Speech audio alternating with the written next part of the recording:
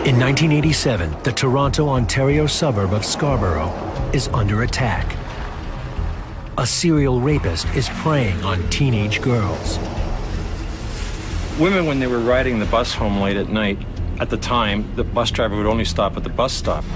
It was very easy to see who was on the bus, whether male or female, and you could position yourself that you could see that the bus was slowing down, so he could just run down the street, hide behind some houses, and just follow her.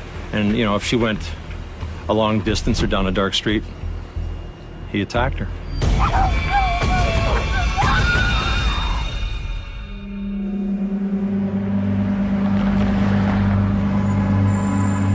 In just 4 weeks, 2 girls are brutally raped and tortured. In addition to the sexual assault itself, there was a physical trauma associated with the sexual assault. He was profane toward the victims. He used degrading and demeaning terms such as bitch, whore, slut, that type of thing.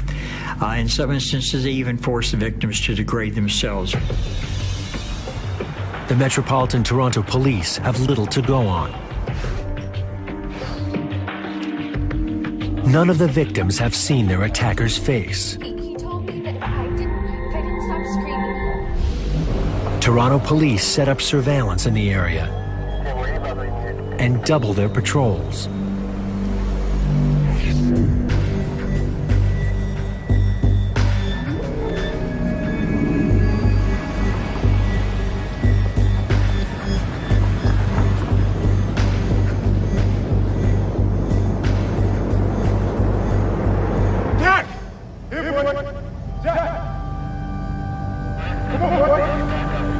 What's she saying? What is she saying? Copy. It's not him. When details of the rapes are published, the town is gripped with fear. They were warning the public about it, and everybody was quite aware in the Toronto area about this Scarborough rape so that they could, protect themselves from it. Police set up a hotline. Good morning, Scarborough Assault Task Force. And hundreds of tips pour in, but there are no solid leads. Scarborough was kind of an upper-class, stable upper-class neighborhood. No one thought anyone there would be capable of such horrific crimes. It was a real concern, and there was a huge task force assigned to it, and the police held like town hall meetings. And they were warning women about that there seemed to be a predator in the area.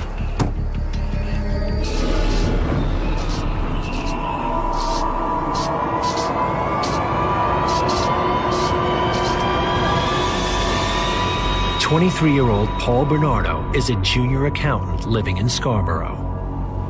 He had a lot of charm. He knew how to sweet-talk people. But Paul has a darker side. Paul Bernardo is a psychopathic, narcissistic, sexual sadist. It is not the infliction of pain that's arousing to the sexual sadist. It's the suffering of a victim. It can be either psychological suffering or physical suffering. Psychopathic, indicating he can change his personality to adapt to the environment he finds himself in. He's very manipulative, chronic liar, narcissistic. By that I mean he is very self-centered. He considers himself to be the center of the universe. Everyone exists for his pleasure.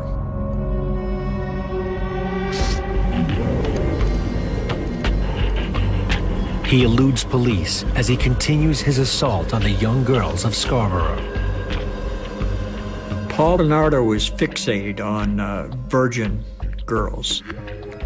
And I think the reason for that is really very simple to explain. Paul Bernardo was very much into power. He enjoyed power. And part of the power that I think he enjoyed was his fantasy of deflowering them, taking away something that they possessed. But he is not always successful. On July 27th, one girl resists his attack, but he brutally beats her before he runs off. He had no guilt, no remorse, and no empathy, yet he could be very charming and a likable guy to be around, which masked all of these very, very deadly tendencies that were lurking beneath the surface. Bernardo is a master at hiding his dark secret. To the outside world, he appears to be the all-Canadian boy. On October 17th, 1987, Paul Bernardo meets 17-year-old Karla Homolka. She was coming to a convention in Scarborough, animal convention. She worked in a veterinarian shop, and Bernardo just happened to be there with a friend. And the two of them saw Karla and her friends there, and Paul, being the attractive charmer, just sort of moved right in.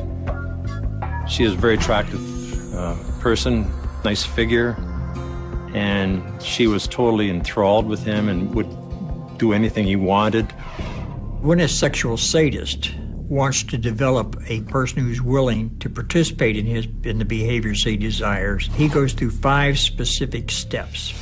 Step number 1 is to identify the vulnerable person. He saw in her someone that he could control, and they eventually ended up in a hotel room. Had sex that night. I think when this all started, when she started her relationship with Paul Bernardo, she was a small-town girl. She was 17 or 18, but she was no naif. But she was not savvy to the ways of the world. You know, the sex came first. They were in lust, not necessarily in love. It was difficult to get a handle on her. I mean, on one hand, she was a very strong-willed person, and it was hard to understand why a person that was strong-willed and very intelligent, by the way, a very high IQ, why a person like that would not see the danger.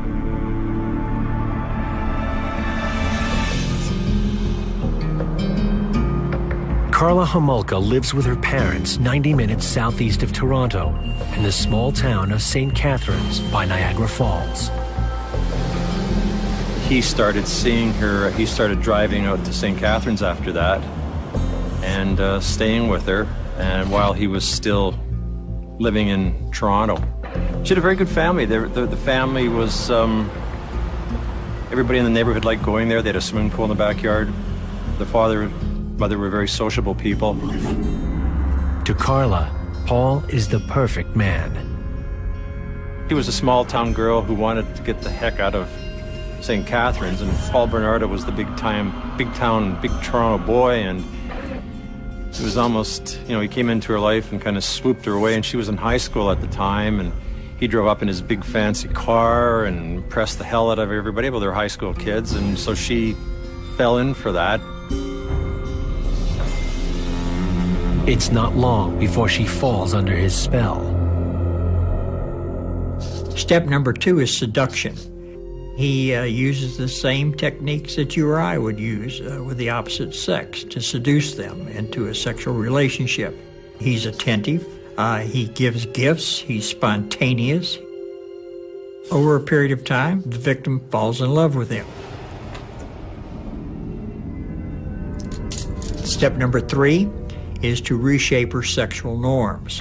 He begins introducing sexual activities into their sexual play that she's never participated in before.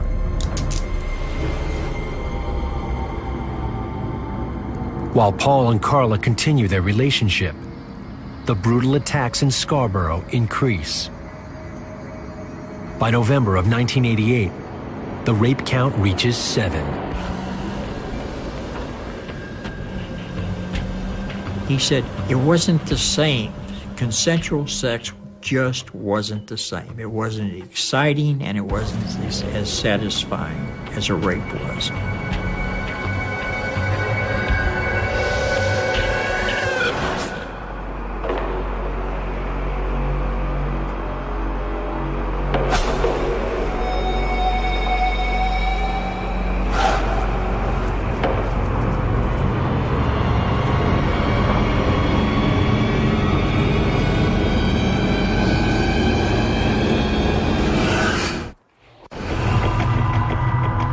In the Toronto suburb of Scarborough, police track a serial rapist. The man they seek, Paul Bernardo, has eluded police for nearly a year. He has a tremendous amount of anger toward women. Where did that anger emanate from? Was it his mother? Was it a babysitter? Was it a girlfriend? What? We don't know the answer to that. He found out about age 15 or 16 that who he thought was his father wasn't his father, and somebody else was his father, and she'd be angry with him and always call him, "You bastard child." So this was a very volatile, tumultuous kind of environment that he was raised in.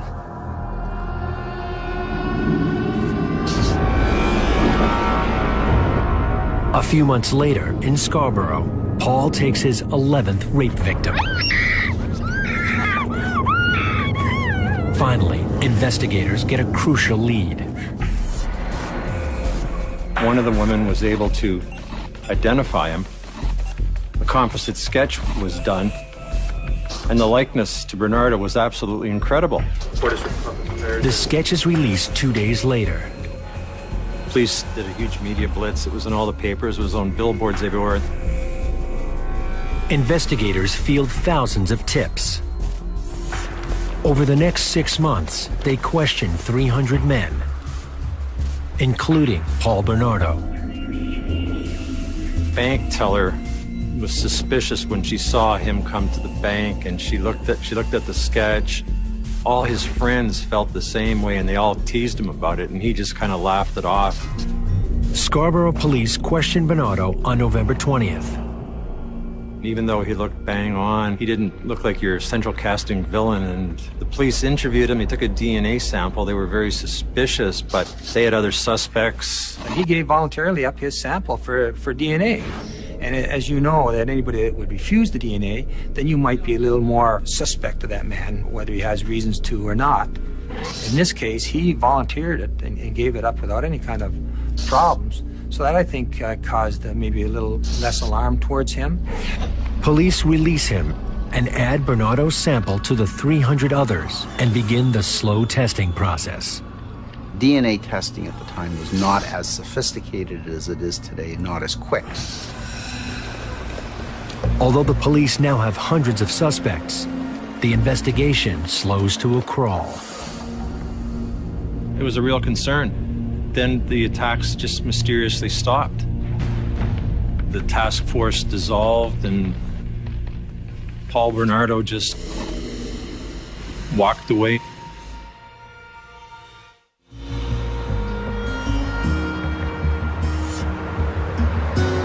That fall, Paul moves in with Carla and her family in St. Catharines.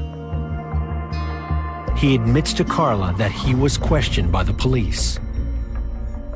He could hint at it and see what her reaction would be. He could tell her that he is a rapist to see what her reaction would be. So he's holding that in reserve to be used at a later date.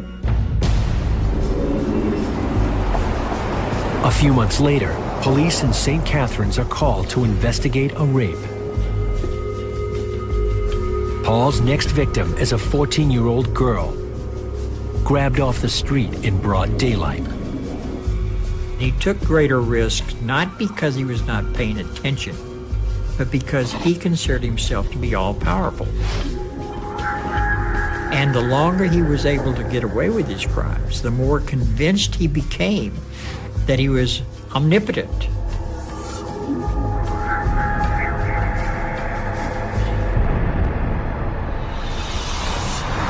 After living with the Homolkas for several months, Paul sets his sights on Carla's 15-year-old sister, Tammy. Tammy Lynn, Carla's younger sister, was very, this was the big city boy from Toronto, and Paul was very charming with her, and Paul eventually, because he liked sex with younger girls, liked to assault younger girls, told Carla that he wanted to have sex with her sister. As to why Paul Bernardo would want Tammy, the younger sister of Carla, she represents virgin. She represents unspoiled youth. She's also a further test.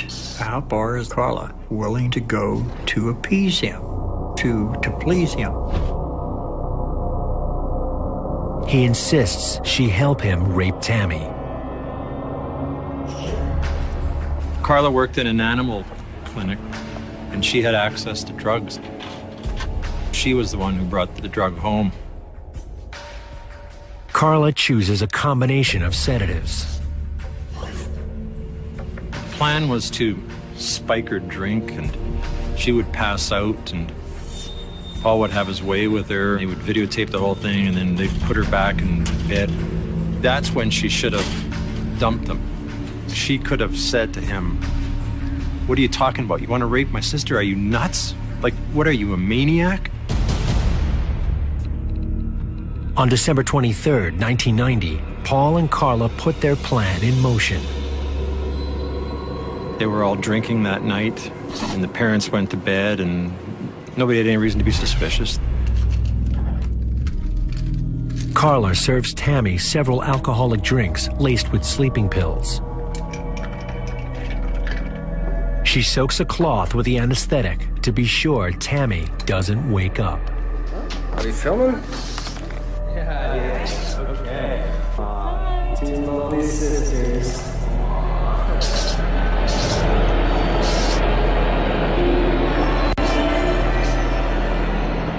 In the Niagara Falls suburb of St. Catharines, serial rapist Paul Bernardo convinces his girlfriend, Carla Homolka, to drug her sister Tammy so he can rape her.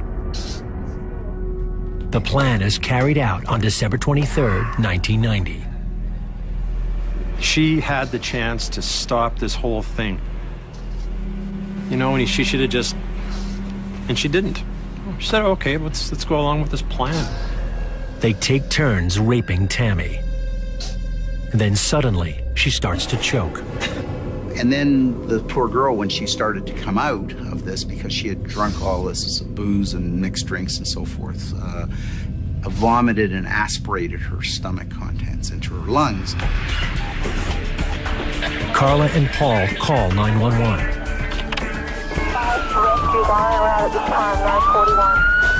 And the investigating officers who attended at 911 treated it as just another teenager who had had too much to drink and had vomited and aspirated, and they didn't think much more about it.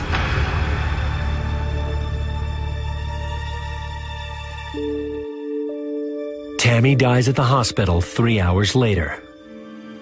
Paul kind of freaked out. He was crying. When the police came, he was emotionally upset. He was very disturbed.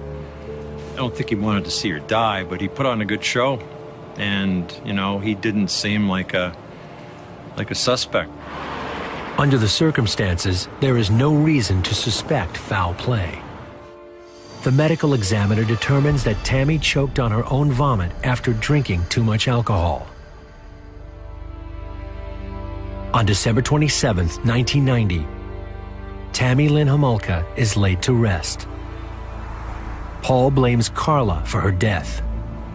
Paul felt that because she worked in the animal clinic that she should have known better. She should have somehow controlled the quantity of drugs that they gave Tammy Lynn. Eager to win back Paul's affections, Carla does whatever he asks to make up for her fatal mistake.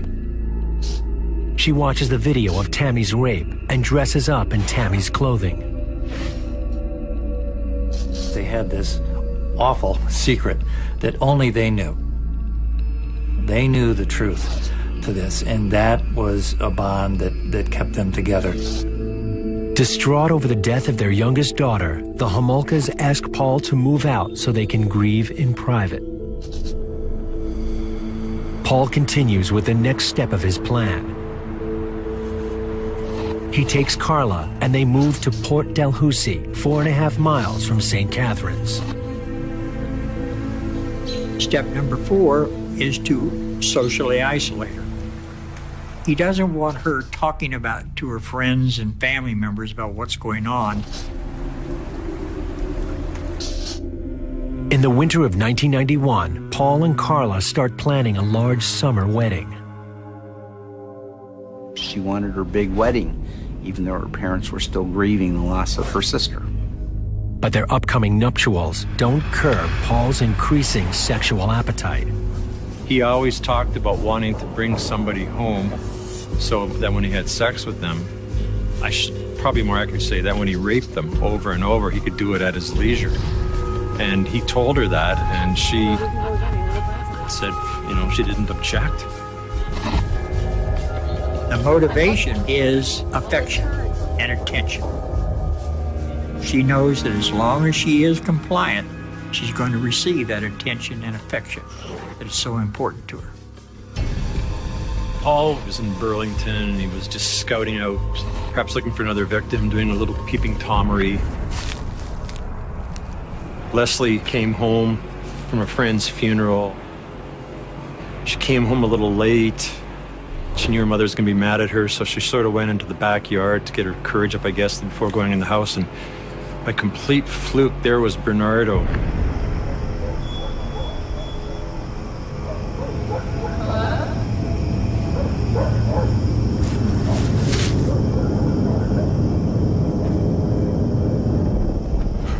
How's it going? You got a cigarette? I do, but it's in my car. Well, can we go get it? Yeah, let's go. At 2 a.m. on June 15th, 1991, 15-year-old Lealie Mahaffy vanishes from her own backyard. He brought her home and woke up Carla, and she said, "Oh, okay," and went back to bed.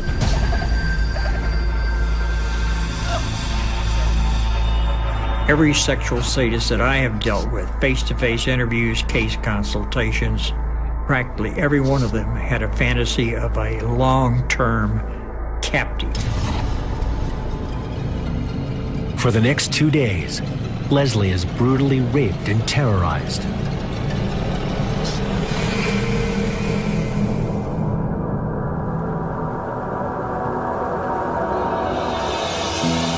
On June 29, 1991, 2 weeks after Lealie Mahaffy's abduction, the water line at nearby Lake Gibson recedes. Hey, what happened was a fisherman had come out here to go fishing, and he tried to get further out into the water. And while he was doing that, he noticed some cement blocks, and he stepped on one of the blocks trying to get further out. And when he did, the top came off and exposed the body part. When we arrived here, we noticed that there were several similar-looking cement blocks there, and investigation obviously revealed that the rest of the body parts, with the exception of the torso, were in the other cement blocks. What happened next was that we received a call, again, fishermen at a bridge not too far away from this location had discovered a torso floating under the bridge. And that appeared to be the torso belonging to the limbs that were in Lake Gibson. Right there. Somebody went to great lengths for this body not to be recovered. And just, I guess, fortunately, they didn't do a very good job of it. Niagara police do an intensive search of the crime scene, but find few clues. What we did was check the residents in the area to see if they had seen any vehicles, or even better than that, maybe saw somebody dumping blocks into the water, and we didn't get anything there. The remains are transported to the coroner's office for further analysis. That same afternoon, Paul and Carla marry in a lavish ceremony near Niagara Falls. After the reception, they whisk off to Hawaii for a 2-week honeymoon. In Niagara, police work on identifying their victim. They notify surrounding jurisdictions about the body parts found in Lake Gibson. Halton Regional Police were working a missing persons case. Initially, we had what would be considered a standard missing person report for Lealie Mahaffy, who had gone missing from home. We had heard from Niagara Regional Police, who we work with on an ongoing basis, that they had found the body parts in Gibson Lake. That's when we were first sure. The medical examiner determines that Leslie Mahaffy was strangled before being chopped up. Kent Laidlaw and 2 colleagues rush to notify the Mahaffy family before the story breaks in the media. But police can offer no answers for the grieving Mahaffy family. It was really difficult because we didn't have a suspect, and we had minimal information. Law enforcement across the region unite to find Leslie's killer. When the investigation changes from a missing person to a homicide, I mean, it kicks up the level of commitment, the resources, the intensity, frankly. It changes it dramatically. It changed it dramatically in Burlington simply because we had so few homicides. They turn to their only clue: the ready-mix brand of cement used to encase Leslie's remains. After checking numerous stores, police come up empty. A few weeks later, the newlyweds return from Hawaii. They're getting a ride back from the airport. Carla's parents told her that they found a body in Lake Gibson. Paul was freaking, of course, but he presented an outward calm demeanor that her body had been found, but he was furious with Carla. And I'm not sure if that's when the beating started or the hitting started with her. He blames Carla for not knowing about the receding water tables at Lake Gibson. Paul and Carla lay low for the next 9 months, waiting to hear if they are suspects in Leslie's murder. When he realized that the investigation wasn't going anywhere, he wanted to do it again. This time he wanted to take Carla out with him, and he wanted to, there was a nearby school, there was a lot of students, and he would drive by and he would see the students and a lot of attractive young girls. He needed her to help him lure one of them into his car. Paul knows younger victims are less likely to approach a male stranger, but they'll approach Carla. On April 16th, 1992, newlyweds Paul and Carla Bernardo stalk their next victim after kidnapping, raping, and killing a teenage girl in Canada. They happen upon 15-year-old Kristen French. They parked in a church parking lot near the school where Kristen walked by every day, even though it was like 4 in the afternoon. And they parked the car in there, and then the plan was that Carla would put a map out and ask for directions and act like the klutzy dumb blonde. And she did that, and Kristen, who was a very cautious young girl, was totally duped by another woman, not believing another woman could be involved in any kind of a murder scheme.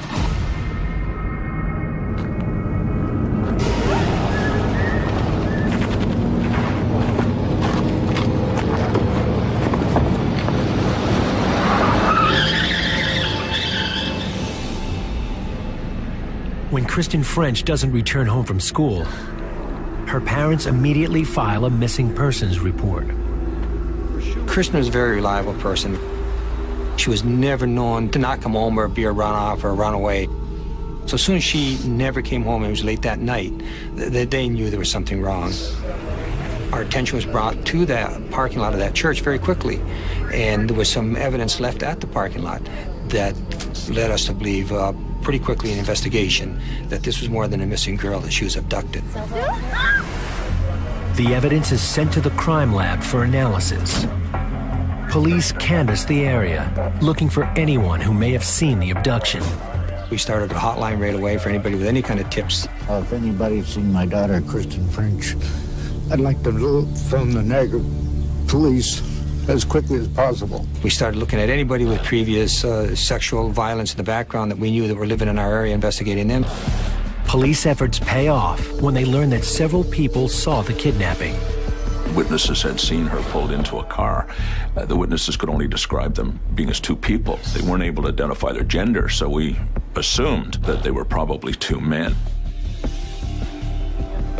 And then we had a lead on a possible car seen leaving the church parking lot by some of the witnesses. So now we had a car, and it just escalated from there. Paul and Carla hold Kristen captive in their home. They forced her to do all kinds of degrading things. They tied her up in a closet at night. It's over a couple of day and a half or so. Several times, Paul went out for food, left Carla alone with Kristen. Carla had more than enough opportunity, I believe it was twice, to let her go. She could have just picked up the phone, dialed 911. There would have been a dozen cruisers there within 30 seconds. But Carla did not do it. The abduction sparks a media frenzy. We want to know that we are thinking of you and that everything can be done is being done. And we'll get you back real quick. I know the families believe it. I believe it that Kristen is out there alive. Because of the way it was done, it was pretty brazen, in a church parking lot on a busy street in the middle of the afternoon, so it made everybody vulnerable, everybody worried now that their kids could be the next girl abducted. And we didn't know if they were going to end up like Lealie Mahaffy in the way that she was murdered and put in the lake, so everybody was worried about that.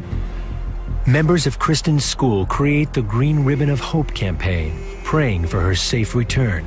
We thought maybe that we could still recover her while she was alive. That was the hope and the desire of the task force.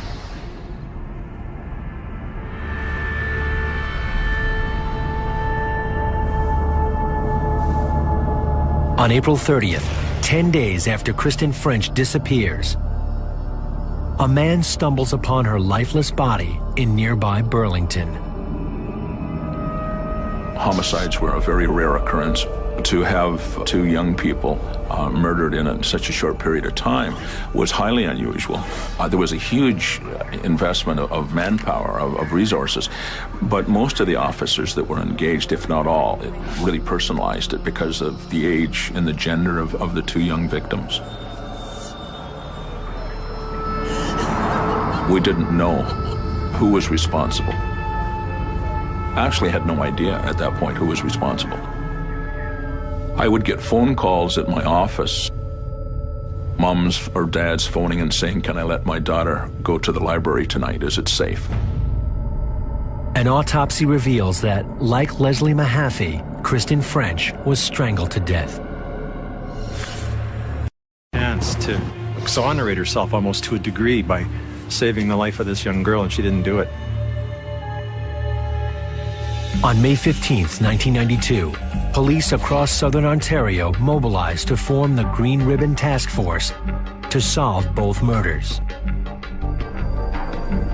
People of St. Catharines wanted this killer caught, and the police were working on it full time, and they were spending a lot of time working on it. They just weren't coming up with anything. Paul was careful. He was being careful. The task force fields an influx of information concerning the homicides. One man comes forward, suggesting his friend, Paul Bernardo, may be involved.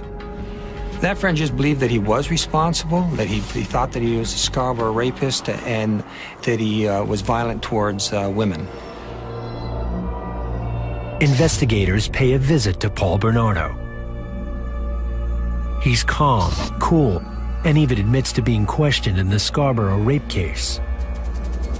Investigators confirm that he was one of hundreds interviewed, and the DNA is still being processed. And he certainly doesn't fit the stereotype that people believe. A very good-looking young man, sitting there with a nice home here in St. Catharines, with a wife that was at work. There was nothing there to lead us, and certainly nothing in his past, no criminal record or anything that would lead us to look at him any stronger than we looked at any of our other suspects or people of interest at the time. One more piece of information in Paul's favor is that he doesn't drive the type of car witnesses saw leaving the scene of Kristen's abduction. Paul was beside himself with amusement. You know, he was making comments about the incompetent cops. They can't even, you know, they don't even have the right car. Paul feels invincible and turns on Carla, completing the 5 steps.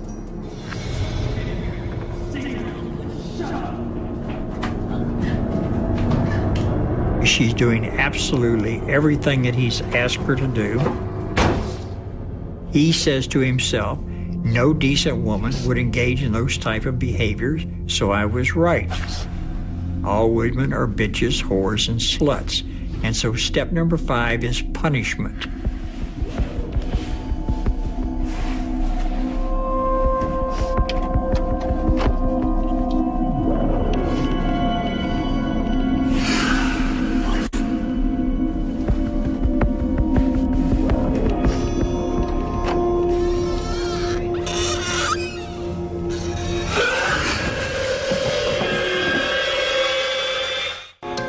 A year and a half after their Niagara Falls wedding, the marriage of Paul and Carla Bernardo implodes. He beat Carla so bad that she had 2 raccoon eyes from battering with a flashlight that she left him, and that was the beginning of the end. On January 4th, 1993, Carla's mother convinces her to leave Paul and press charges against him for assault.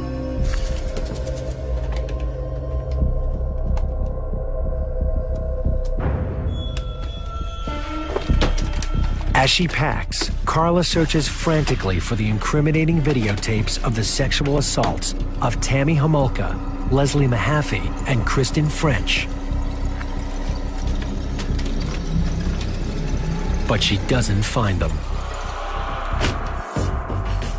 While Carla hides from Paul at a relative's house in Brampton, an hour north, Niagara police arrest Paul on January 6, 1993, for assaulting Carla with a deadly weapon, but release him the following day on his own recognizance. 3 weeks later, the Green Ribbon Task Force gets a break in the case. We had spoken to Toronto about Paul Bernardo several times, and there was nothing that connected him to the Scarborough rapes or him to our murders. Then Toronto did a DNA check on Paul, and it did identify Paul as the Scarborough rapist. The task force sets up surveillance of Paul, while the Scarborough rape investigators obtain necessary warrants and solidify their case. We had no evidence at that time, but the connection was there, it was strong. They were having their rapes in the Toronto area. Then he moved down to our area, and now we have homicides. And it was just a matter of getting the evidence to prove it.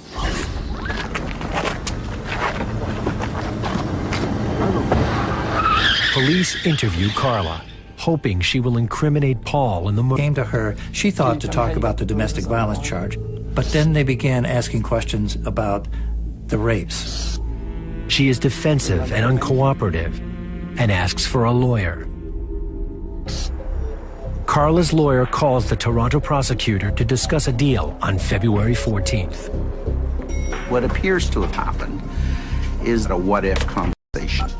What if I was to deliver you a witness to the homicides, and what if that person was involved but not directly involved, and so on and so forth? What could you do for me and my client? In the meantime, he also sent Carla to see a psychologist and a psychiatrist. And they bought into this whole thing about her being a compliant victim. And they produced a report. So armed with the report, they negotiated the deal. And part of the deal was that she would be, as the Americans would call it, a queen for a day. She would have a without prejudice meeting with the police and give her a sample of what she knew.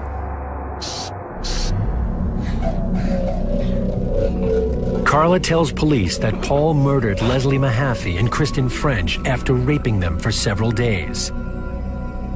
She says there are videotapes to prove it. She was laying all the fault on Paul, her husband, as being the one responsible, and that she was just going along doing exactly what he wanted done so that she didn't get beaten or had any more harm coming to her as well.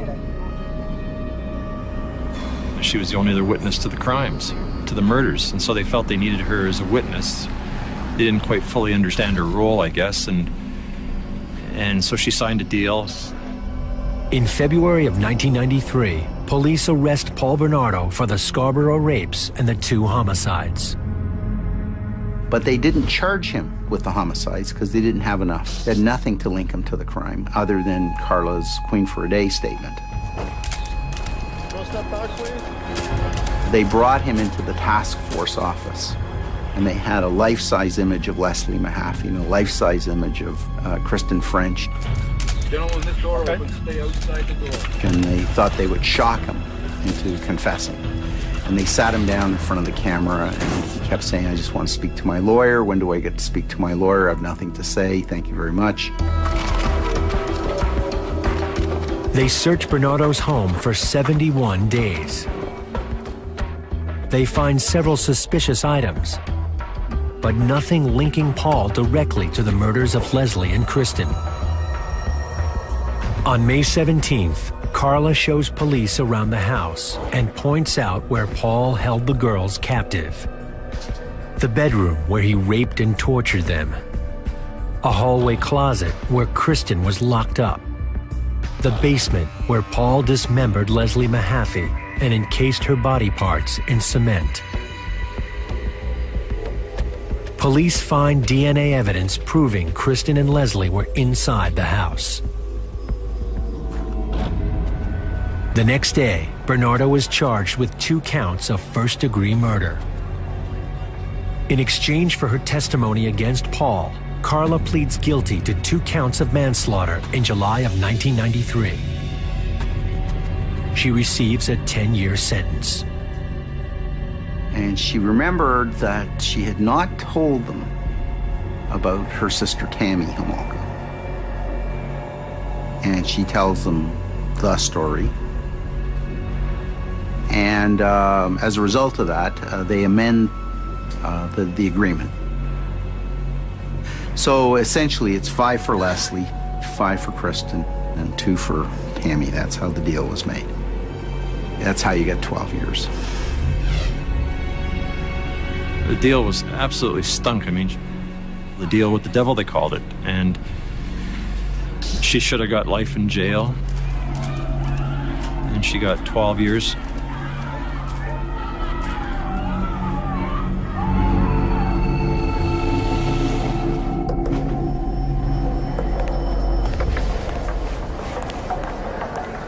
"16 months after the deal, John Rosen takes over as Paul Bernardo's counsel and finds out what happened to the infamous videotapes. Paul hid them inside a light fixture in the bathroom. They had been missing for months. The tapes depicted Bernardo and Homolka out playing voyeur, taking pictures through windows of people getting undressed and so forth. They depicted the sexual assault and confirmed the unlawful confinement of Lealie Mahaffy, who was blindfolded. They confirmed the unlawful confinement and sexual assault of Kristen French. They portrayed the sexual assault on Tammy Homolka and the participation of both Carla Homolka and Bernardo. The tapes are played during Paul's trial. There is a public outcry as the tapes reveal Carla's true involvement. Carla is as much or more a psychopath than is Paul. And I think the videotapes show that she was engaged, happily engaged in sexually assaulting and in fact, in her own way, raping these young girls as much as Paul was. So this is someone that's pretty profoundly pathological. Her explanation was that she was just play acting for the videotapes, but that off-camera life was hell. But the problem was that off-camera, she still didn't do normal things, like walk out, go to the police, leave. Paul admits to the rapes, but denies killing Lealie and Kristen. He was prepared to let Lealie Mahaffy go because she had been blindfolded and didn't know where she was. And in terms of Kristen French, he left Carla alone with her. He came back and he found her dead. Got up in the stand, he was very cocky, and like he was going to explain how Carla had did it and how he didn't do it. He looked over at the jury partway through and he realized he wasn't bullshitting anybody. They all hated him. On September 1st, 1995, 8 years after committing his first rape, a jury convicts Paul Bernardo of the murders of Lealie Mahaffy and Kristen French and sentences him to life in prison. On November 23, 1995, Paul pleads guilty to all rape charges and manslaughter in Tammy Homolka's death. He is declared a dangerous offender, and he will most likely never be released from prison. In 2001, after Paul Bernardo exhausts all his appeals, the videotapes are destroyed. On July 4, 2005, Karla Homolka is released from prison after serving her entire sentence. She's living life. She has a baby. Neither Tammy nor Kristen French nor Lealie Mahaffy will ever have that opportunity. And I think it's, in my opinion, a miscarriage of justice. To this day, Karla's role in the deaths of Lealie Mahaffy and Kristen French remains a mystery. People want to blame Karla, and that's fine. But what they forget is that Paul Bernardo was extremely violent. I know there's no question in my mind who was the instigator. Does that minimize what Karla did? Absolutely not. Neither could have committed the homicides alone, but together they formed an entity that was greater than the sum of the individual parts. Not much doubt in my mind that he was the killer and she was just the facilitator in this whole sordid, evil, twisted scheme of theirs. Years later, the Bernardo's house on Bayview Drive is torn down.